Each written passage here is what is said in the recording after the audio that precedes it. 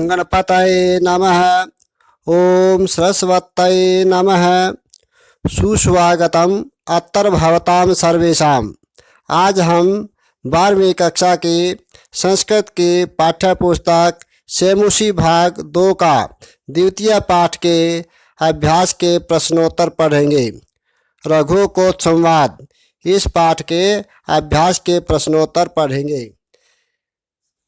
पहला प्रश्न है, संस्कृत भाषाया उत्तरम लिखत। संस्कृत भाषा में उत्तर लिखिए। क भाग है। कोत्सः कस्य शिष्य आसीत्। कोत्स किसका शिष्य था? इसका उत्तर है कोत्सः महर्षिः वर्तन्तो शिष्य आसीत्। कोत्स महर्षि वर्तन्तु का शिष्य था। अगला प्रश्न है ख। रघु कम अध्वरम अनुतिष्ठते समय। रघु किस यज्ञ का अनुष्ठान करते थे? इसका उत्तर है रघु विश्वजीत नामकम अध्वरम अनुतिष्ठते समय। राजा रघु विश्वजीत नामक यज्ञ का अनुष्ठान करते थे। अगला है ग। कोत्सः किमर्थम रघुम प्रापः। कोत्स किस लिए रघु राजा के पास गए? उत्तर है कोत्सः गुरु दक्षिणार्थम धनम याचितुम रघुम प्रापः। कोत्स गुरु दक्षिणा के लिए धन मांगने के लिए रघु राजा के पास गए। अगला है मंत्रकृताम अग्रणी क आसीत्। मंत्र दृष्टा ऋषियों में अग्रणी कौन था? मंत्रकृताम अग्रणी महर्षि वर्तन्तु आसीत्। इसका उत्तर है मंत्र दृष्टा ऋषियों में अग्रणी महर्षि वर्तन्तु थे। अगला अंग भाग है। तीर्थ प्रतिपादित अर्धे नरेंद्र है कथम एव आभाति समय। सत्पात्र को दान अपनी संपत्ति सत्पात्र को अपनी धन संपत्ति दान कर देने वाले राजा रघु किस प्रकार सुशोभित होते थे? कथम ये माने किस प्रकार किसके समान सुशोभित होते थे? इसका उत्तर है तीर्थ प्रतिपादित अर्धि नरेंद्र स्तंभेन अवशिष्ट है निवार एव आभाति समय। सत्पात्र को अपने धन संपत्ति दान कर देने वाले राजा रघु डंठल के समान या डंठल से शेष बचे हुए निवार धान्य के समान सुशोभित होते थे। अगला च भाग है।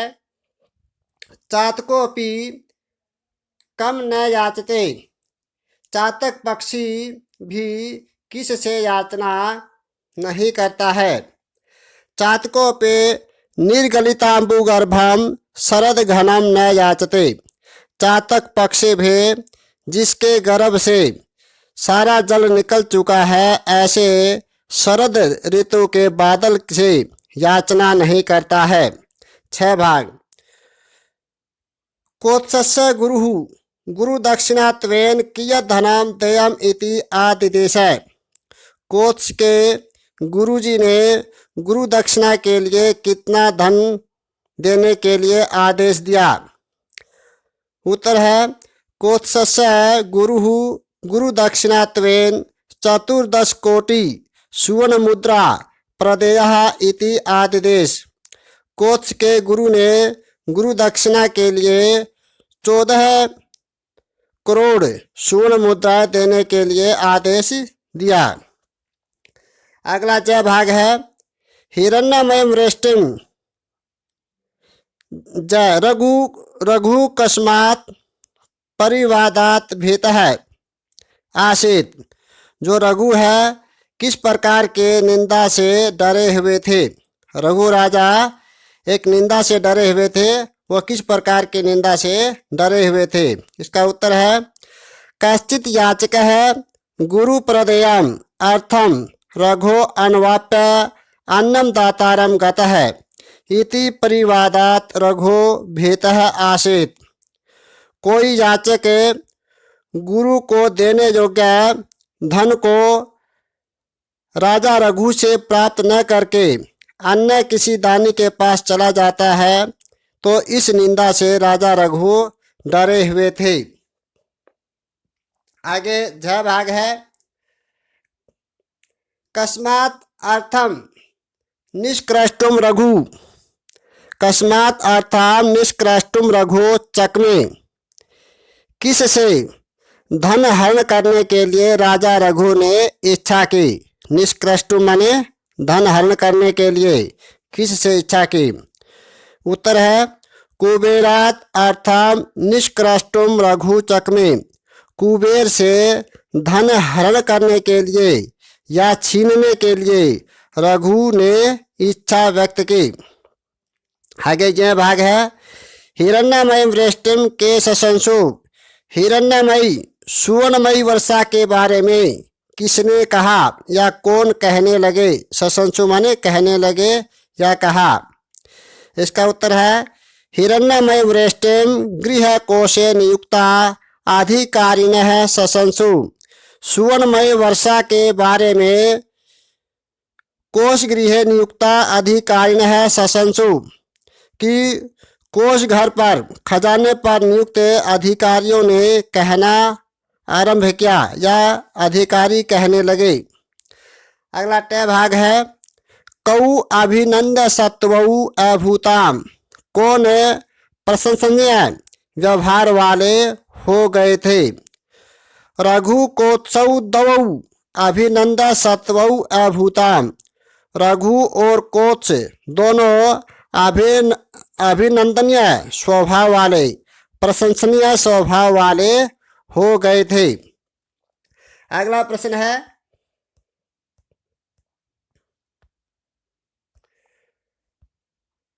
अगला दूसरा प्रश्न। कोष्टकात् समुचितं पदम आदाय रिक्त स्थानानि पूर्यात्, जो कोष्टक में जो शब्द दिए हुए हैं उन शब्दों से शब्द चुनकर खाली स्थान में भरिए। यशसा पहला क भाग है। यशसा खाली स्थान आतिथ्यम प्रत्युजगाम, प्रति प्लस उत प्लस जगाम। आगे कोष्टक में दिया हुआ है प्रकाश कृष्ण है आतिथेय कि यश से खाली स्थान, तो यहाँ पर इसका उत्तर आ जाएगा प्रकाश। इसका ये उत्तर लिख देंगे। अगला ख प्रश्न है। मान धनाग्र याही खालिस्तान तपोधनम उवाच, मान को स्वाभिमान को ही धन मानने वालों में अग्रगण्य खालिस्तान तपोधनम, तपोधन को तपस्वी को उवाच कहा। तो आगे तीन है कॉलम के अंदर, इन तीनों में से कौन सा आएगा। तो ये विषाम प्रतिम ये आ जाएगा उत्तर। आगे है कुशाग्र बुद्धि खालिस्तान कुशली ते शिष्य ते गुरु अग्रणी, इन तीनों में से आएगा कुशाग्र बुद्धि कि हे कुशाग्र बुद्धि, ते गुरु तुम्हारे गुरु कुशली ठीक ठाक है। तो ये ते भी साथ में आ जाएगा ते गुरु। अगला है हे राजन खालिस्तान अवेही दुखम वार्तम असुखम, इन तीनों में से है वार्तम, वार्तम आ जाएगा। हे राजन सर्वत्र वार्तम अवेही कि हे राजन सब जगह हमारी कुशलता जानो, ठीक ठाक है ऐसा जानो। स्तंभेन अवशिष्ट डंठल से बचे हुए खालिस्तान इव आभासी की तरह सुशोभित होते हैं। इसका उत्तर हो जाएगा निवार, यहाँ खालिस्तान में निवार आ जाएगा।